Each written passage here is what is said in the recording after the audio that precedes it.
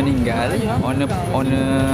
Yang pemandu Viva tu student perempuan, student Uniza, dengan kata orang Johor. Saya pun tak tahu. Itulah infonya, sedikit sebanyak. Okey, jelas ya? Kalau jelas, alhamdulillah. Betul. Traffic light janganlah pecut. Kalau dah tak nampak, dah tak boleh pergi tu, berhentilah. Tak ke mananya tempat nak pergi tu. Dia tak berjalannya tempat tu. Kalau kat mall tu tak berjalan, berhenti je lah. Tak ke mananya. Laju sangat. Jom, jeh yang langgar jom kan. Jeh yang langgar Jeh yang langgar. Jeh yang langgar. Jom kita kata. Ada. Owner Viva tu meninggal yo. Sedekah Fatihah nah. Kalau saya sebut meninggal itu sedekah Fatihah kepada owner Vivanya. Ini tak tahulah keluarganya tahu ke tidak ni. Kalau tahunya sebab dah lah belajar jauh.